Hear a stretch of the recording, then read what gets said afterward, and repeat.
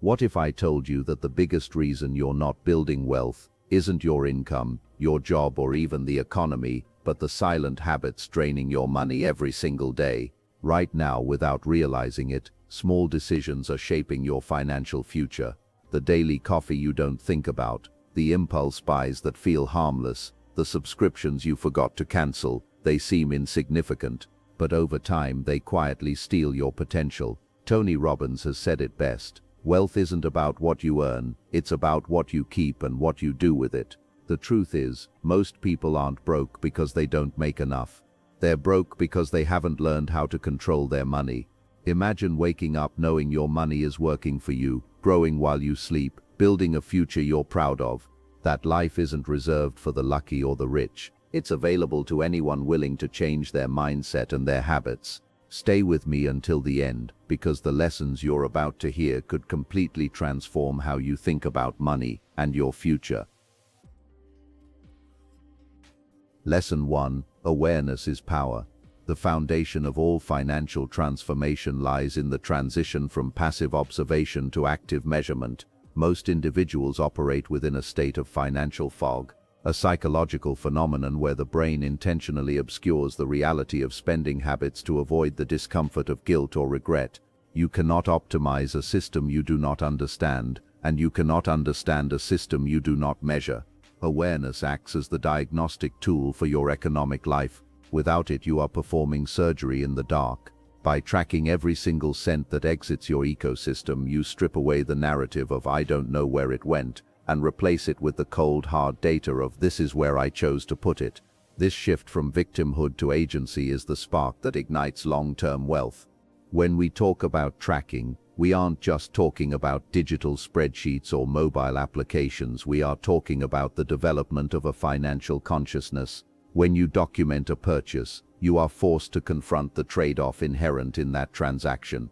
Every dollar spent on a depreciating asset or a fleeting convenience is a dollar that has been permanently removed from your future investment pool. Tracking creates a feedback loop that functions like a mirror. In the beginning, the reflection might be unflattering, revealing hundreds of dollars lost to subscriptions you don't use or impulsive dining. But that discomfort is the exact catalyst required for behavioral modification. You cannot fix what you refuse to acknowledge. Furthermore, awareness provides the granular detail necessary for strategic planning. It is impossible to build a robust investment strategy if you do not know your true burn rate.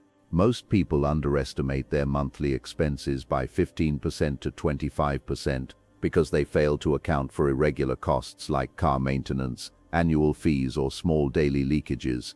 By shining a light into these corners, you regain control over your cash flow. This transparency allows you to identify value gaps, areas where your spending does not align with your actual life goals.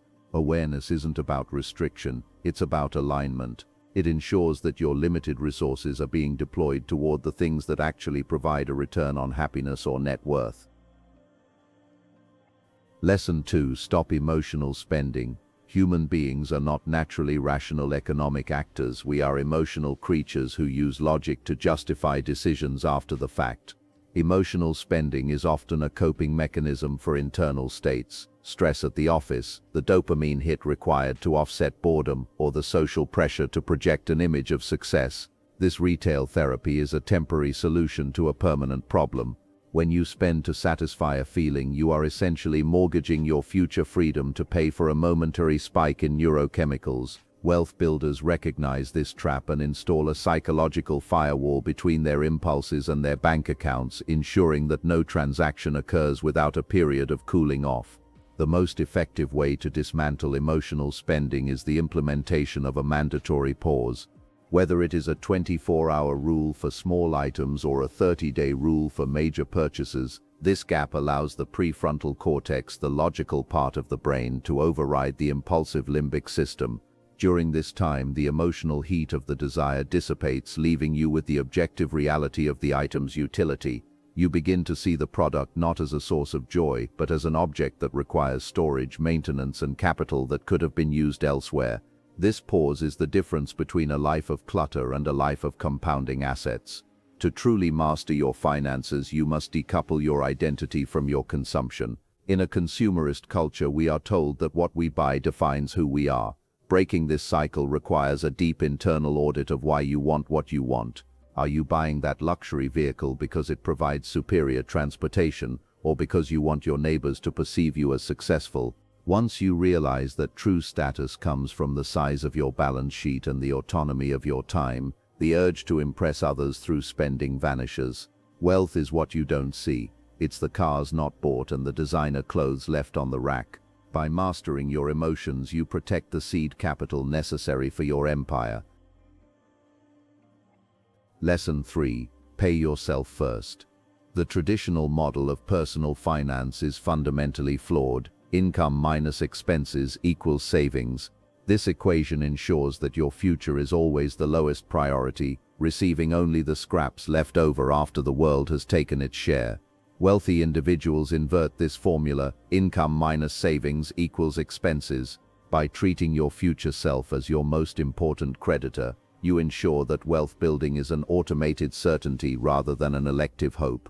When you pay yourself first, you are making a profound statement about your priorities. You are deciding that your long-term security is more important than your short-term desires. This strategy works because it utilizes positive friction. When money is moved immediately into an investment or high-yield account the moment the paycheck hits, it disappears from your spendable balance. Humans are remarkably adept at adapting to the resources available to them, a concept known as Parkinson's Law. If you have $1,000 in your checking account, you will find a way to need $1,000. However, if $200 is automatically diverted to an investment account, you will find a way to live on $800. By artificially restricting your perceived liquid cash, you force yourself to become more efficient and creative with your remaining budget, all while your net worth grows in the background. Paying yourself first is the ultimate hedge against lifestyle creep. As your career progresses and your income rises, the natural tendency is to increase your standard of living proportionally. However, if you commit to paying yourself a fixed percentage, or even better, a rising percentage of every raise, you insulate your future from your present ego. This non-negotiable expense is the foundation of the Freedom Fund. It isn't just about hoarding cash, it's about buying units of time. Every dollar you squirrel away today is an hour of work you won't have to do 10 years from now. You are essentially hiring your money to take over your job one day. Lesson 4. Make money work for you. The great divide between the working class and the wealthy is the source of their income. Most people trade their time for money, a linear relationship that is capped by the number of hours in a day and the physical limits of the human body. Wealth builders, however, focus on the creation and acquisition of assets that generate decoupled income. Whether through the stock market, real estate, or intellectual property, the goal is to create a money machine that operates 24 hours a day, regardless of whether you are awake, asleep, or on vacation.